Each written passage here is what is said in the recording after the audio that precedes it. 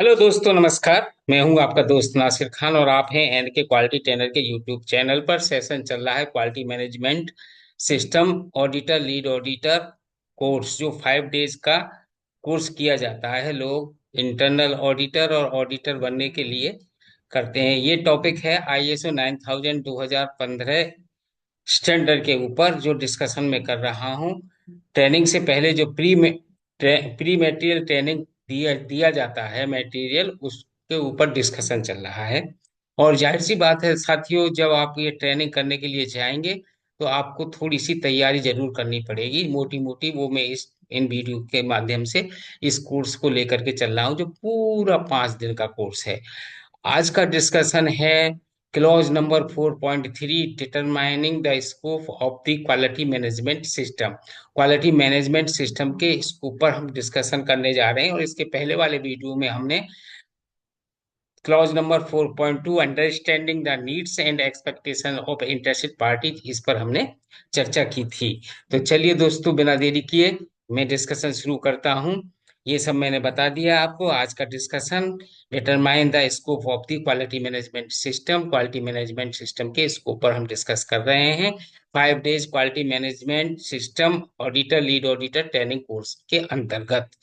तो चलिए दोस्तों, clause number 4.3, determine the scope of the quality management system.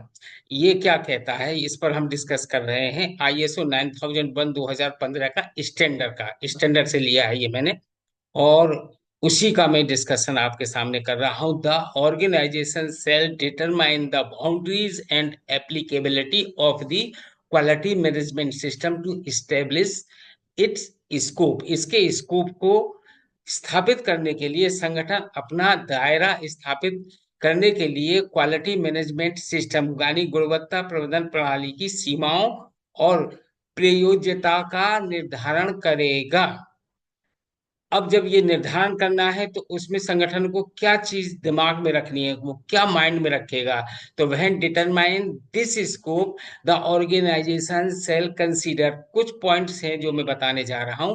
उनको संगठन अपने माइंड में रख करके उन पर विचार करके काम करेगा। पहला पॉइंट है the external and internal issues refer to in 4.1। 4.1 में निर्दिष्ट बाहरी और आंतरिक मुद्दों को देखेगा, उन पर विचार करेगा। बी पॉइंट कहता है the requirements of relevant interested parties refer to in 4.2।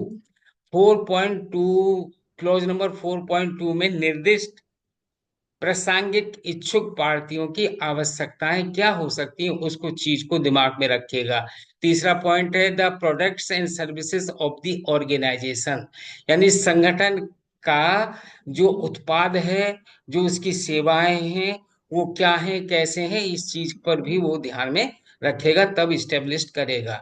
The organization shall apply all the requirement of this international standard it if they are applicable within the determined scope of this of its quality management system। इस quality management system के scope में यदि हैं तो quality management system की तमाम आवश्यकताओं को लागू करेगा। यानी संगठन इस अंतरराष्ट्रीय मानक की सभी आवश्यकताओं को लागू करेगा यदि वो इसके स्कोप में, इसके दायरे में है। किसके दायरे में? क्वालिटी मैनेजमेंट सिस्टम के दायरे में है। तो the scope of the organisations quality management system shall be available and be maintained as documented information। The scope shall state that types of products and services covered and provide justification for any requirement of this international standard that the organization determines is not applicable to the scope of its quality management system। यानी कहने का purpose यह है दोस्तों कि संगठन की गुणवत्ता प्रबंधन प्रणाली यानी क्वालिटी मैनेजमेंट सिस्टम QMS का दायरा उपलब्ध होगा और दस्तावेजी जानकारी के रूप में आपको दस्तावेज बना करके रखना होगा।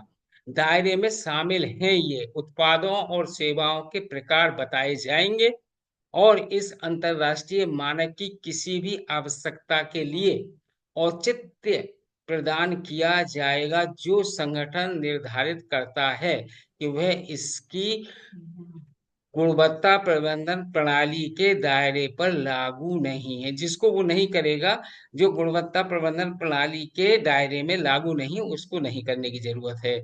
Conformity to this international standard may only be claimed if the requirement determined as not being applicable to do affect the organization's ability or responsibility to ensure that conformity of its products and services and the enhancement of customer satisfaction।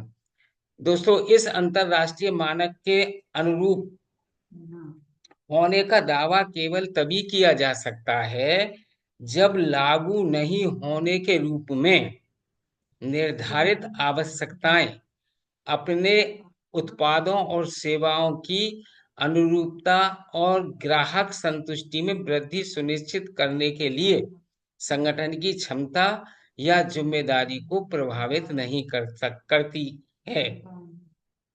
कुल मिलाकर के बात यह है कि अंतरराष्ट्रीय मानक के अनुरूप यदि कोई संगठन करता है, तो वो उसकी आवश्यकताओं को लागू करके आईएसओ क्वालिटी मैनेजमेंट सिस्टम यानी आईएसओ को अडॉप्ट करेगा, स्टेब्लिश करेगा अपने में, तभी वो अपने ऑर्गेनाइजेशन के प्रोडक्ट्स एंड सर्विसेज को ये सुनिश्चित कर सकता है कि हम कस्टमर को सेटिस्फाई कर सकते हैं और उसकी आवश्यकताओं की पूर्ति हम कर सकते हैं।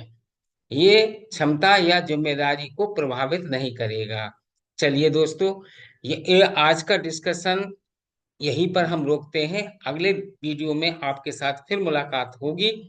आप लोगों से हमेशा की तरह विनती है कि चैनल को लाइक शेयर कमेंट सब्सक्राइब करना ना भूलें। करिएगा प्लीज, इससे मनोबल बढ़ेगा। कमेंट्स डालिएगा और नए साथी भाई बहन आए हैं वो बेल आइकन ऑन कर लें और सब्सक्राइब जरूर कर लें।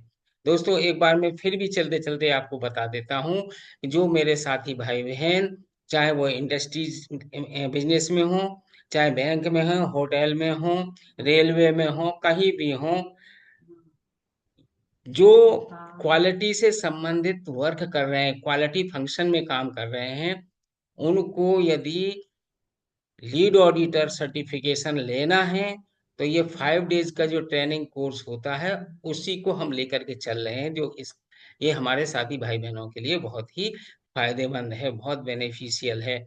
इसीलिए आप लोग इस चैनल को लाइक शेयर कमेंट और सब्सक्राइब करके अपना कमेंट दीजिएगा। अब इस वीडियो के बारे में आपका क्या कमेंट है, ये भी आप हमें बताइएगा। और मैं आपका शुक्रिया अदा करता हूँ वॉच करने के लिए वीडियो। बहुत बहुत शुक्रिया।